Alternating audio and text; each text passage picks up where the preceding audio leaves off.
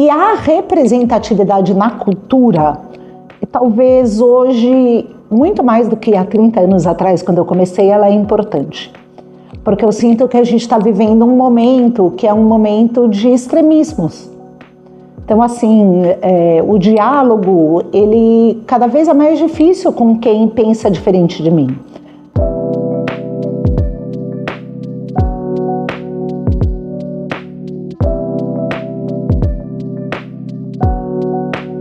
Sou a Sabrina Nudelman Wagon, sou mulher, judia, mãe do Natan, que é esposa do Bernardo, filha da Liliana, que veio da Polônia, e, além de tudo, profissional. Então, estudei administração de empresas na USP, mas eu sempre gostei da área cultural de uma forma geral. E há 20 anos eu tive a sorte de encontrar o Rubem, que queria, na verdade, conhecer um pouco mais do mercado audiovisual, me convidou para fazer uma análise de mercado e, no final, acabamos montando uma empresa que hoje tem 20 anos, quase 21 anos, que chama Elo Studios. A Elo Studios é uma produtora de filmes, de séries e também distribuidora. O papel da distribuidora é justamente levar os filmes para a sala de cinema, para a Netflix. E falando um pouco de mim, outro aspecto que me define como pessoa, eu sou muito ativa na comunidade judaica, fui de movimento juvenil da Hazit, que talvez definiu muito de quem eu sou hoje, em especial os meus amigos. Como eu disse anteriormente, a minha mãe veio da Polônia, né? O meu pai nasceu no Brasil, no interior de São Paulo, mas também os pais vieram imigrantes. E uma das coisas que eu aprendi desde pequena, que era, enfim, era básico pra gente, era que, na verdade, tudo que você tem, se você tem um carro, se você tem um apartamento, você pode perder. Mas tudo que você aprende, a experiência que você tem, o que você, enfim, estuda, isso é seu e ninguém te tira. Talvez por isso, né, eu consegui entrar na USP, o que foi ali, eu diria, que começou a minha carreira profissional, né? Tive muita sorte de ter chefes, né, que não estavam olhando se eu era mulher, se eu era homem, se eu era gorda, se eu era magra, se eu tinha cabelo enrolado ou liso, né? Eles estavam, na verdade, olhando: você consegue resolver esses problemas? Qual a sua capacidade intelectual e quanto você quer colocar de energia nisso? Eu acho que a geração que talvez mais sofreu foi a geração da minha mãe, né? Eu tive a sorte de estar, né, numa empresa que foi uma empresa americana muito focada em meritocracia. Então, assim, não é que é uma empresa, eu brinco e falo, não é uma família, é um time. Desde que você entregue, eu não estou preocupada quem é você da porta para fora. Então, para mim funcionou muito bem, e eu diria que no meio audiovisual a gente tem mulheres em posição de poder já há muito tempo. É claro que tem aí um espaço óbvio. Então, por exemplo, tem uma iniciativa muito grande para que a gente tenha mais diretoras nos filmes. Mas historicamente no Brasil a gente tem produtoras muito fortes, né? E a gente está falando aí de Marisa Leão, da IAFA. Talvez os maiores filmes que a gente está vendo no cinema, eles foram produzidos por mulheres. Então é um mercado que ele já, digamos assim, está muito mais avançado do que outros. Aí eu trago aqui uma frase de uma das pessoas que eu mais admiro, que é o Lázaro Ramos. E ele traz a seguinte frase: a gente só pode ser aquilo que a gente vê, aquilo que a gente se permite sonhar. Então, e a representatividade na cultura, talvez hoje, muito mais do que há 30 anos atrás, quando eu comecei, ela é importante. Porque eu sinto que a gente está vivendo um momento que é um momento de extremismos.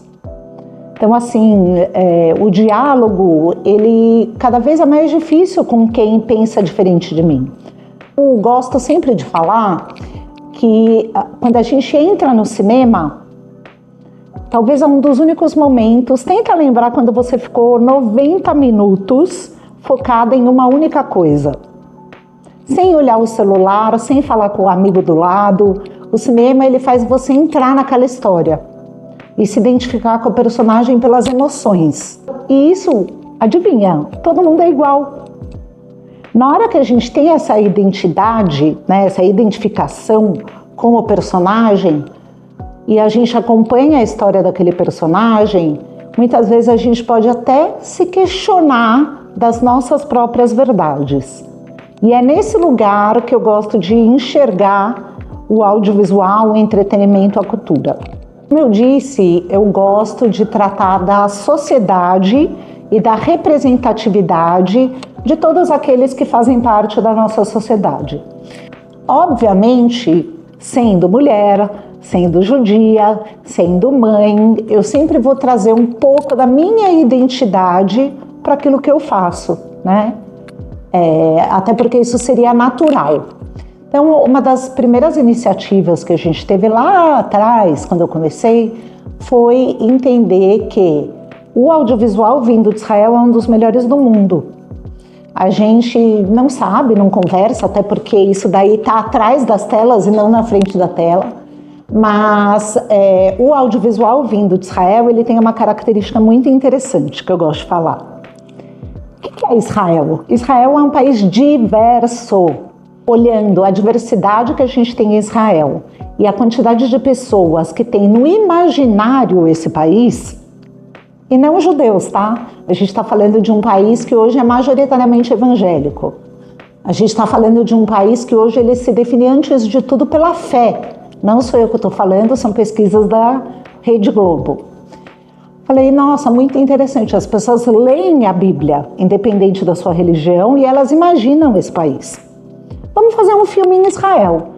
Isso aconteceu há 8 anos atrás, com a ajuda, a primeira pessoa a postar nessa loucura chama-se Renata Cohen, que era do Ministério de Turismo de Israel, e obviamente demorou bastante, porque levantar um filme não é fácil, mas a gente filmou em Israel uma comédia 100% brasileira, falada em português, cuja premissa final é: imagina você indo para um país com uma cultura totalmente diferente, com imagens totalmente diferentes e se redescobrindo como pessoa lá.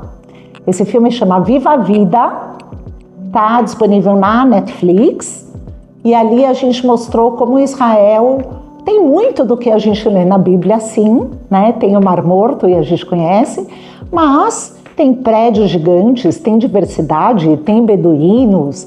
É uma cidade, tem cidades extremamente modernas, então esse foi talvez um primeiro momento mais forte de trazer a representatividade judaica israelense para o audiovisual.